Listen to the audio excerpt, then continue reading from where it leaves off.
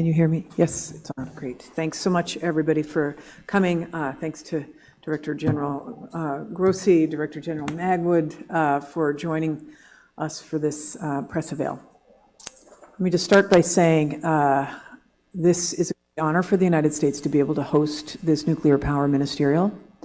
We really want to emphasize that the United States is very much interested in supporting our history of nuclear power, but also our future. We want to be expanding nuclear power in the United States, and we want to be partnering with the IAEA to expand nuclear power in other countries as well, who are seeking partners who are reliable and who can help to bring technical and a variety of assistance, I'll say, to other countries who are interested.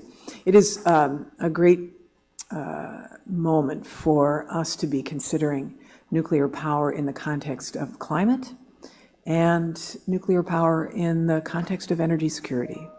We know that what's happening in Ukraine is causing every country to evaluate whether they want to have their energy sourced by one individual or their own, one country or their own power, opportunities to generate their own power at home. Nuclear and other clean energy sources obviously are at the top of the list given the climate crisis. So it's a privilege to be able to be here, especially since the United States has just passed legislation that enables us to be incentivizing nuclear power in the United States, whether it is through tax credits or through keeping the existing nuclear fleet up and running, or investing in the technologies related to next generation nuclear technology. Today, we announced $150 million, for example, to our Idaho National Labs, which is at the forefront of developing nuclear technology, and it's for making sure that we have the test facilities for those advanced reactors of the future. And then the final thing I would say is that the U.S. is really focused as well on developing our own supply chain for the fuel, for nuclear fuel. So through our Defense Production Act, the Department of Energy, under the Inflation Reduction Act, got $700 million for development of nuclear fuel. Particularly, we need to supply HALEU for these advanced reactors and supply enough LEU for the existing fleet. So we'll be working on that, on enhancing that and making sure that we can fuel our own reactors as well as be partners to those who also have those ambitions. It's a great privilege to be able to introduce DG Grossi, who has been such an incredible champion of nuclear power and nuclear safety, and obviously has been in the lead on ensuring that the Ukrainians can feel confident that their plants are being responsibly maintained at a time of crisis. So thank you, Director General Grossi. Thank you very much, Madam Secretary. Dear Jennifer, you know, these IAEA conferences have been taking place for a number of years now. This one is very important. It comes at a very unique time, as you were saying just now, because of the convergence of a number of factors that you are aware with. We are delighted that we are doing this at this moment. The line-out and the panels and the discussions that we are going to be having are going to be focusing on some of the challenges that we have, some of the issues that need to be addressed in order to make possible that nuclear brings the kind of contribution that the Secretary has just been referring to. So I would be happy to answer any specific questions that you may have, including, of course, as you said, on our ongoing efforts in Ukraine. Thank you very much. Yes, Director General Magwood. Thank you, Secretary Granholm. I think the most important thing that I would observe is how completely the situation has changed in just a very, very short period of time. I remember the ministerial 5 years ago in Abu Dhabi, and you had interesting discussions about the possible future of nuclear energy by a few countries, but nothing like what we're seeing today. The level of enthusiasm is broader and deeper than we have seen really since probably the 1960s.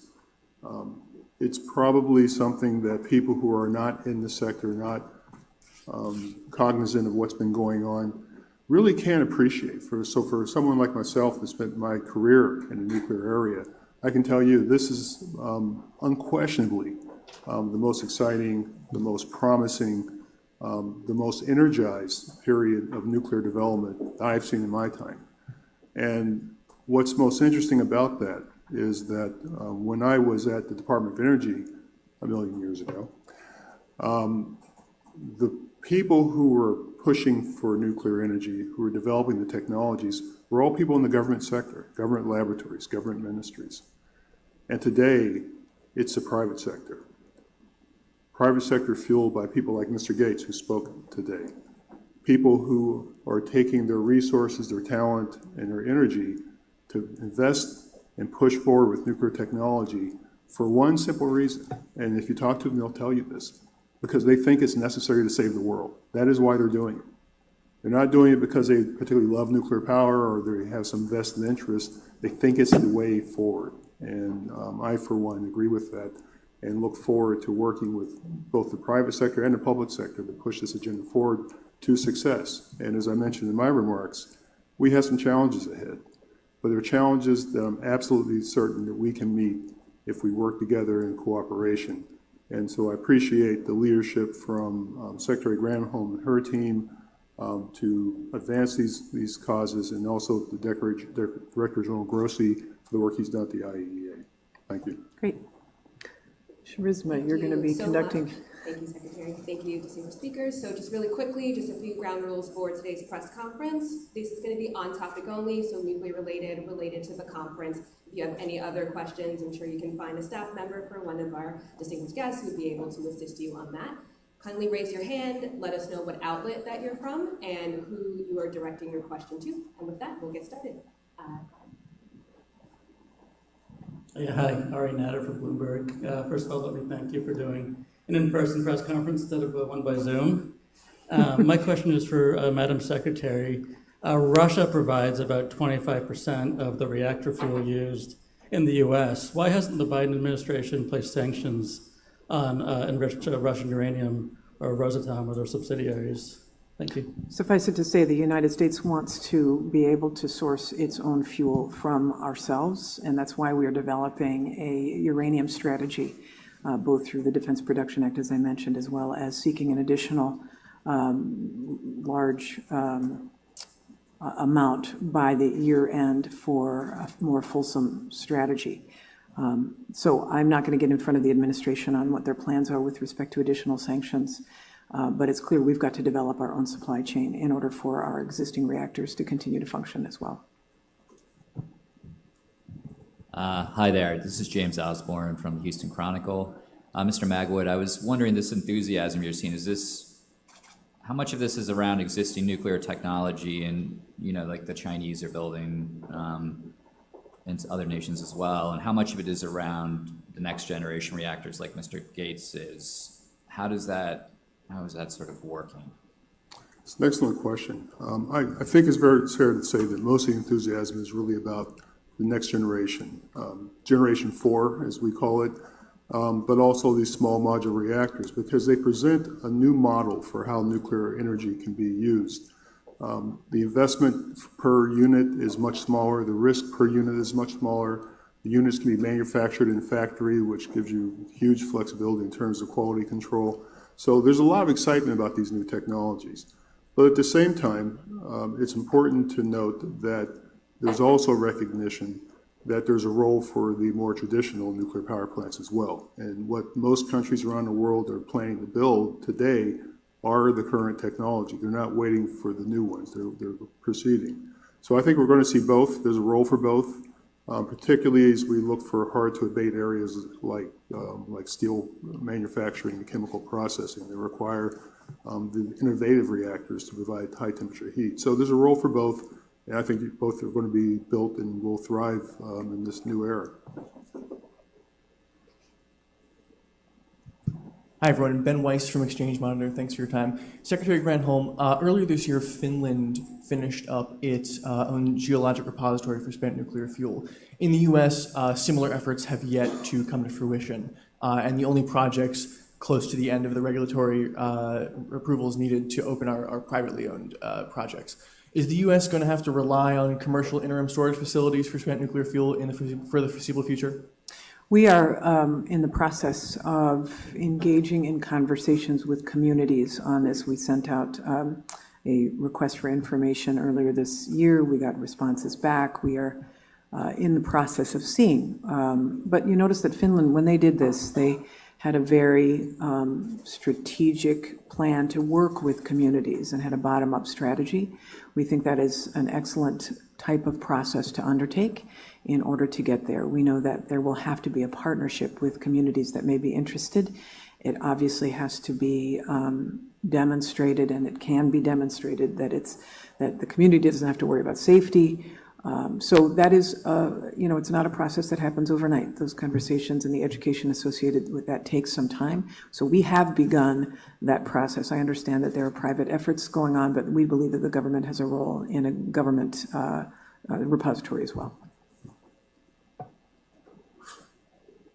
Great. Last call for questions. Hi, this is Kay Kaufman from RTO Insider. I know during the plenaries, several people have talked about the whole issue of public perception and winning over the public. There's still a lot of people who, when they think nukes, they are not happy about it. How do you address that? And I know, Secretary Granholm, you've talked a lot about place-based stuff. So, how do we do this? Yeah, I think it's important, and I invite either of you to chime in on the safety of nuclear if it is done under the right regime, which is you have to have a gold standard regulatory regime. You have to have standards that have been developed in partnership with the IAEA. Director General Grossi has got a whole series of steps that countries should be undertaking in order to develop to achieve their nuclear aspirations. The non-proliferation side is very real. So for proliferation and safety, there are clear international and domestic standards. Certainly in the United States, our Nuclear Regulatory Commission is extremely rigorous. It's why it takes so long to get a plant cited, is because it is end licensed. It is it is gold standard, extremely rigorous. With respect to the waste issues, which is another issue that people are concerned about, this is why it is so important to make sure that we have a strategy for storing spent fissile material in a safe way. We understand that communities often don't want to take on that responsibility if they're taking on the responsibility of a nuclear reactor, and we're working on that as well. But most important, I think, for people to understand is that there has not been, these are safe reactors. Reactors are safe, especially, they're built to be safe. They are built to withstand hurricanes or projectiles. The technology itself is safe technology and proven technology. We just have to get that story out. And if people are interested in clean baseload power, nuclear power provides all of that. So, I invite, I know that you talk about this often, and you do as well. Happy to have you chime in on how we can continue to show the facts and take the temperature down for those who feel like maybe unsafe. Well, thank you, Jennifer. What I can tell you is that it's an issue of narrative, social narrative, informing, bringing the message, and of course participating in global debates that where the nuclear sector, so to speak, was not necessarily very present. For example, we are trying to be very active and available at places like the Conference of the Parties of the Climate Change Convention, which are very important. Now there's one coming up in Sharm el-Sheikh. There was one in Glasgow, as you may remember, last year. And there, us as IAEA, together with the rest of the nuclear institutions around the world, we are there. We are bringing the message, and we are exchanging. Sometimes it's difficult, of course, because of the reasons that Secretary was just evoking. There's still lots of misperceptions about safety of nuclear reactors and the performance and nuclear waste. There's still nuclear waste that we never had an accident or a problem with nuclear waste which is stored, and also on the amounts of nuclear waste. People are uncritically sometimes being fed information which is simply incorrect. So I think we don't complain about that. We need to provide information and answer to as many questions as there can be. But I think for the reasons that Secretary or Bill were just mentioning, I think we can see even in countries that used to have public opinion that was clearly reluctant on nuclear. Now things are changing, and they're changing fast. People there's a new generation that is not going to stop at the first narrative that nuclear is bad. They want to know why is this so, and why we are not taking advantage of options that provide clean energy. It's as simple as that, especially the young. It's amazing how many groups of young people come to us, come to the IAEA, participate in our conferences because they have a more uncritical, free from prejudice from the past attitude towards nuclear. But of course, the effort on transparency must be permanent. I'll just add very quickly, I agree with both the Secretary's comments and Mr. Grossi's comments, but I think also in response to that question, I would point out that when nuclear power was born in the 50s and 60s, the world was a very different place. The culture was a very different place, and the way decisions were made by governments, by industry to deploy nuclear technologies were in the context of the Cold War. So it was a very different time.